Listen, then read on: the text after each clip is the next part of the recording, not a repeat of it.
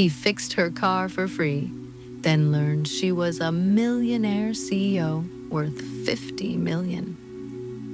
The morning sun cast long shadows across Tony Ramirez's auto repair shop as he wiped the grease from his hands with a worn red rag.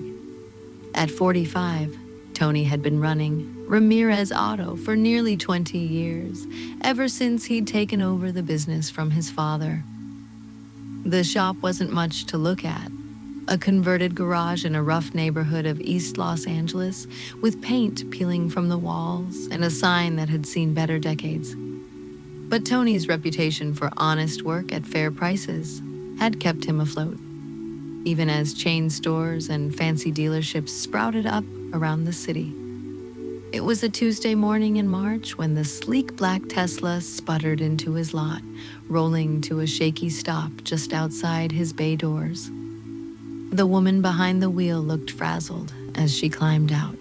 She couldn't have been more than 30, with shoulder-length auburn hair pulled back in a messy ponytail, and wearing jeans and a simple white t-shirt. Tony stepped outside, curious. He rarely saw Teslas in his shop. Most of his customers drove 10-year-old Hondas and beat-up pickup trucks. "Excuse me," the woman called out, her voice carrying a slight tremor of anxiety. "Are you open? I know you probably don't work on electric cars, but I'm kind of desperate here." "I'm Tony," he said, extending a clean hand. "What's the problem?" The woman shook his hand with a firm grip.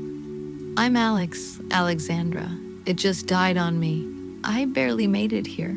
I was supposed to be at a really important meeting downtown 20 minutes ago." Tony could see the stress radiating from her. He'd raised 2 daughters and recognized that particular combination of frustration and barely contained panic. "Let me take a look," he said. "I can't promise anything. I'm more of a combustion engine guy. But sometimes these fancy cars just need a simple fix." Alex's shoulders sagged with relief. "Thank you so much. I tried calling Tesla roadside assistance, but they said it would be at least 3 hours before someone could get here." As Tony popped the hood and began examining the car's systems, Alex paced nervously nearby, checking her phone every few seconds. Through their conversation, Tony learned that she worked for some kind of tech company, that this meeting was crucial for her job, and that she was relatively new to Los Angeles, having moved from San Francisco just a few months ago. "There's your problem," Tony said after 15 minutes of investigation. "It's actually pretty simple. Your 12-volt battery is dead. Electric cars still need regular batteries for their computer systems. The good news is I can jump it and get you running. The bad news is you'll need a new battery soon." "Oh, thank God," Alex breathed. "How much will this cost?" Tony considered for a moment. The jump would take about 10 minutes, and installing a new battery would run maybe $200 in parts and labor. But looking at Alex's relieved face, he found himself saying, "For the jump, nothing. Consider it a welcome to the neighborhood gift. If you need the new battery, come back when you have time and we'll take care of you." Alex stared at him. "Are you serious? You won't take anything?" "You said you had an important meeting." Tony shrugged. "I know what that's like. Sometimes people just need a little help." As Tony connected the jumper cables, Alex watched him work with something that looked like amazement. "You know," she said, "in San Francisco, I once paid $200 just to have someone look at my car and tell me nothing was wrong with it." "Well, you're not in San Francisco anymore," Tony replied with a grin. "Down here, we believe in taking care of each other." Within minutes, the Tesla hummed back to life. Alex practically bounced with relief. "You're a lifesaver, Tony. Seriously, give me your card. I'll be back for that battery. and I'll tell everyone I know about this place." Tony handed her one of his simple business cards, the edges slightly worn. "Drive safe, Alex, and welcome to LA." As the Tesla pulled away, Tony's assistant Miguel emerged from the back office, shaking his head. "Issei, you know that car probably cost more than we make in 6 months, right? And you didn't charge her anything." Tony wiped his hands again, considering the question. "You know what my dad always told me? He said you can't take kindness to the bank, but you can take it to bed at night with a clear conscience." Miguel laughed. "Your dad was a poet, but he wasn't a businessman." "Maybe not," Tony agreed, "but he was a good man." 2 weeks later, Alex returned, just as she'd promised. This time, she wasn't in a panic. She seemed lighter, calmer, and when she smiled, Tony noticed how much younger she looked, without the stress of that first day. "So how did that meeting go?" Tony asked as he worked on her car. "Better than I could have hoped," Alex replied, and Tony could hear genuine happiness in her voice. "Actually, it changed everything. I got the funding I needed." "Funding for what?" Alex hesitated for a moment. "I'm starting a company. It's a tech platform that connects small businesses with customers in their communities. Kind of like Yelp, but focused on supporting local entrepreneurs instead of just rating them." "Sounds complicated," Tony said, though he was intrigued. "It's actually pretty simple," Alex explained. "Like, if someone needs their car fixed, instead of sending them to some corporate chain, the app would direct them to honest, local mechanics like you. People who care about their community." Tony paused in his work, looking up at her. "And people would use something like that?" "I think so, especially after what you did for me. I've been thinking about it a lot, how rare it is to find businesses that actually care about people over profit." As they talked, Tony found himself genuinely enjoying the conversation. Alex was smart, funny, and seemed genuinely interested in his perspective on running a small business.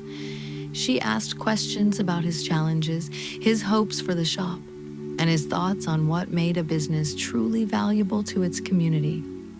"You know," she said as Tony finished installing her new battery, "I have a confession to make. After you helped me that day, I looked up your shop online. You have incredible reviews, customer after customer talking about how honest you are, how you've saved them money, how you treat people like family. That's exactly the kind of business I want to support." Tony felt his cheeks warm with pride. He'd always tried to do right by his customers, but he rarely heard feedback like that directly. Over the following months, Alex became a regular customer, bringing her Tesla in for routine maintenance and checkups. Tony had to admit, he enjoyed her visits. She was easy to talk to, always interested in hearing about his family, his wife Rosa, his daughters Sophia and Carmen, who were both in college, his dreams of maybe expanding the shop someday. Alex, for her part, shared stories about building her company, the challenges of being a young woman in tech, and her growing love for Los Angeles.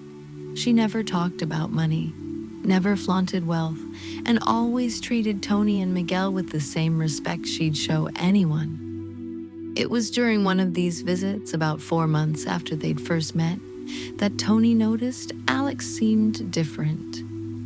She was quieter than usual, and there was a tension around her eyes that reminded him of that first day when her car had broken down.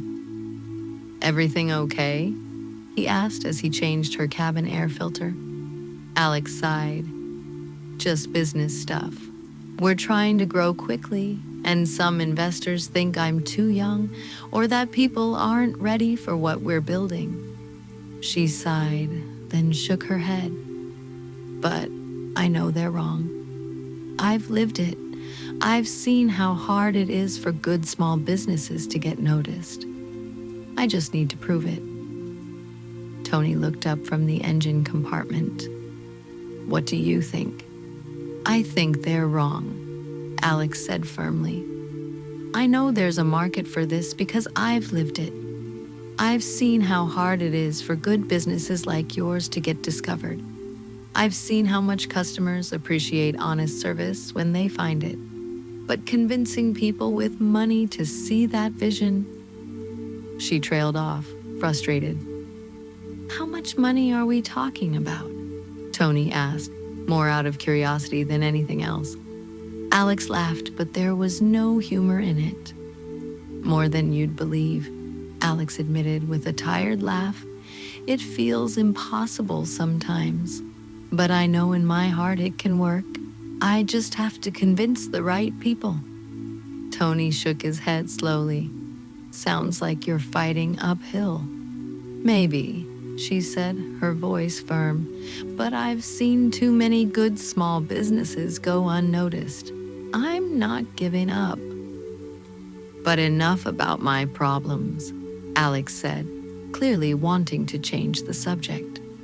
How are Sophia and Carmen doing in school? They finished the service and Alex paid her bill. Tony had long since stopped offering her discounts, though his prices remained fair. As she prepared to leave, she turned back to him with an expression he couldn't quite read.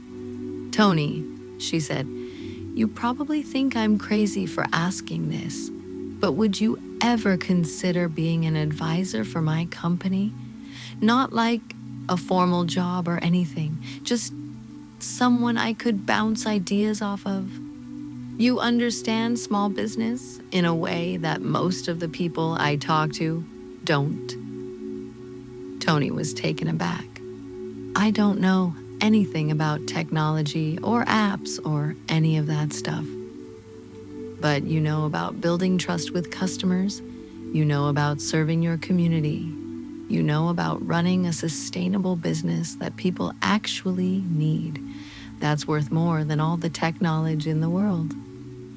Tony found himself nodding. I'd be happy to help however I can.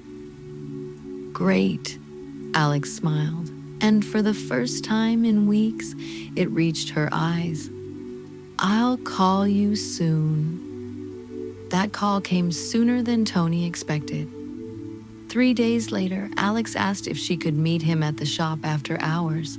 She sounded excited but also nervous, like she had something important to say.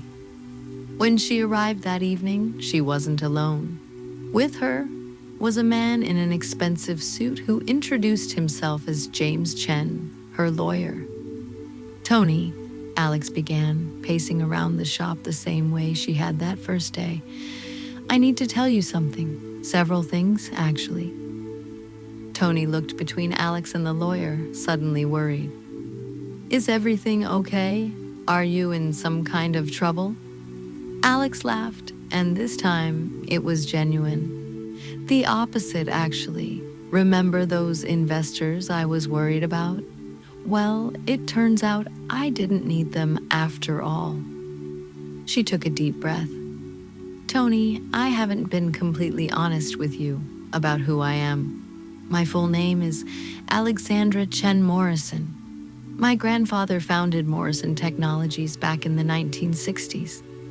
When he died 5 years ago, he left me a trust fund worth about $50 million. But I didn't want to touch it. I wanted to prove I could build something on my own first. Tony felt like the ground had shifted beneath his feet. 50 million.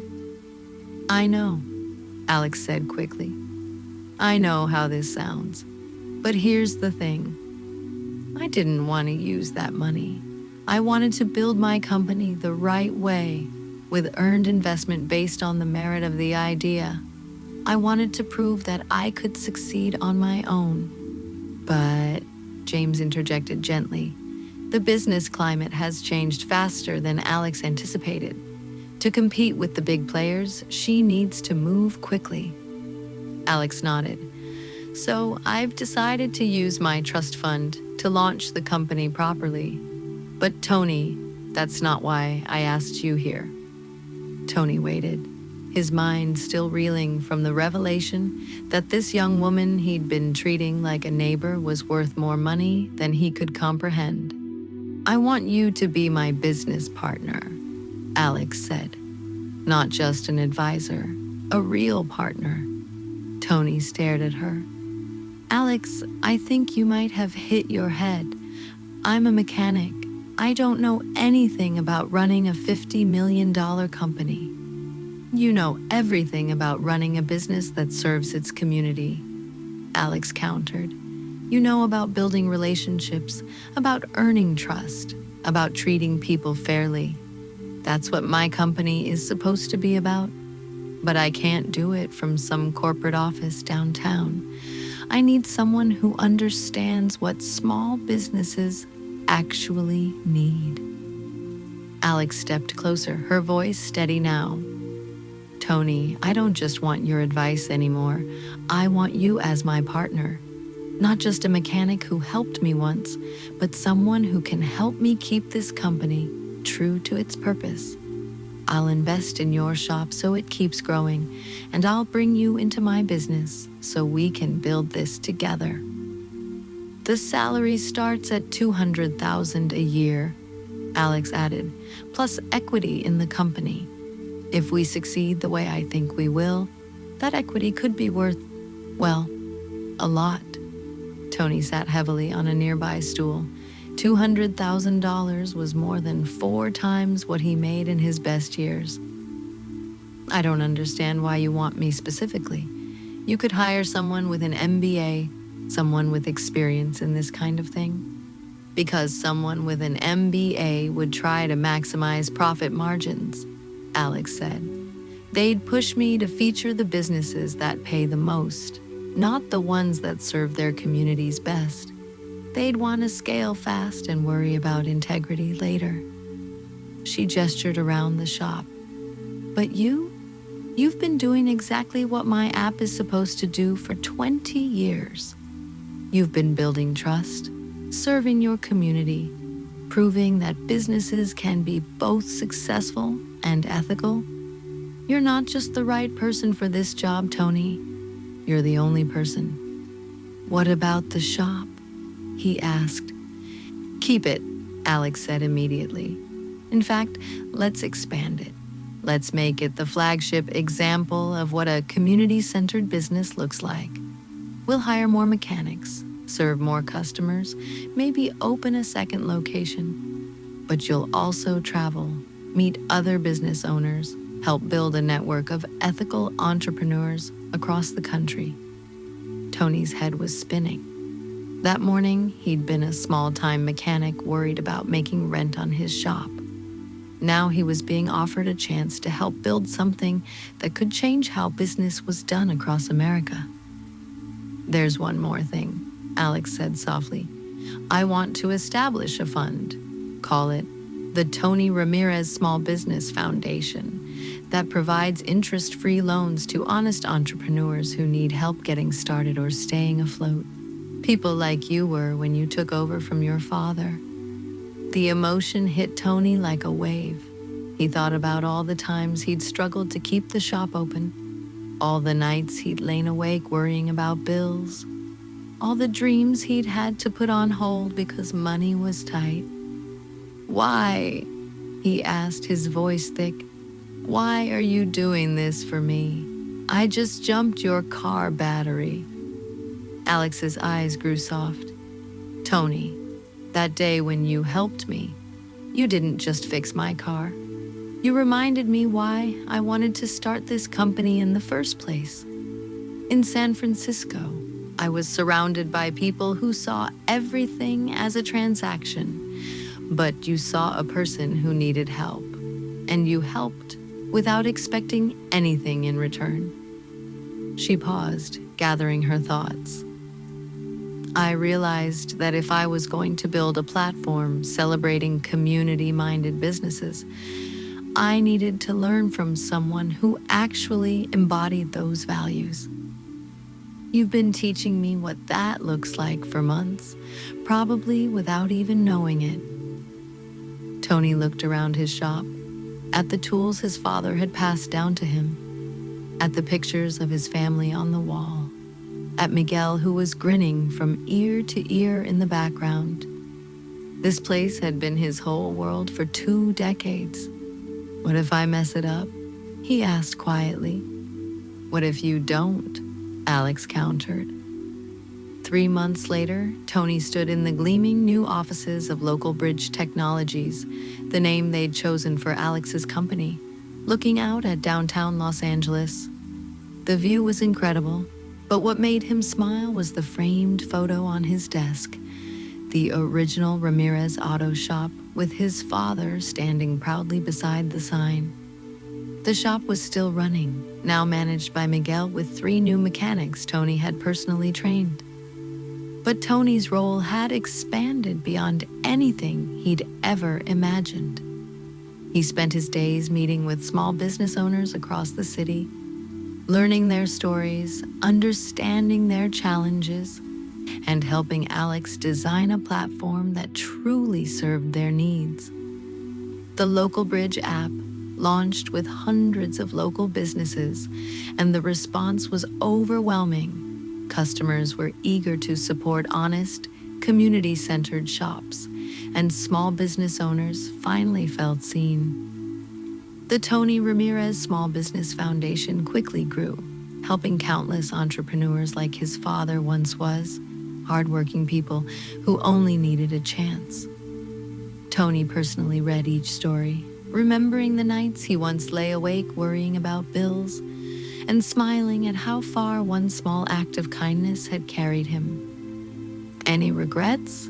Alex asked, appearing in his doorway with 2 cups of coffee. Tony accepted the coffee and considered the question. His life had changed in ways he never could have imagined, but at its core, he was still doing the same thing he'd always done, helping people solve problems and build something meaningful. Just one, he said finally. Alex looked worried. What's that? I wish my dad could see this, Tony said, gesturing toward the bustling office where his ideas were being turned into tools that would help thousands of small businesses. He always said that if you take care of your community will take care of you. I think he'd get a kick out of seeing how right he was. Alex smiled. I have a feeling he can see it, and I think he'd be incredibly proud.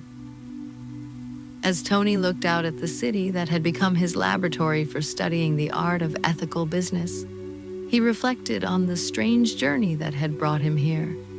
A simple act of kindness, jumping a stranger's car battery, had opened doors he never knew existed and connected him with opportunities beyond his wildest dreams. But the most beautiful part wasn't the money or the success or even the chance to help other entrepreneurs. It was the confirmation that his father had been right all along. Kindness was indeed something you couldn't take to the bank, but it had a way of returning to you in forms more valuable than any currency. The Local Bridge platform soon connected hundreds of authentic local businesses with thousands of customers. And the Tony Ramirez Small Business Foundation grew faster than he ever imagined, helping entrepreneurs like his father once was, giving them the chance they needed to succeed. And in East Los Angeles, Ramirez Auto still stood, now with a gleaming new sign and state-of-the-art equipment, serving as a beacon of what was possible when kindness, hard work, and opportunity intersected in just the right way. Sometimes the smallest gestures of kindness open the biggest doors, not because we expect rewards, but because genuine compassion has a power all its own. If this story inspired you to believe in the magic of everyday kindness, please like, subscribe, and join us for more soulful stories that celebrate the extraordinary potential in ordinary moments.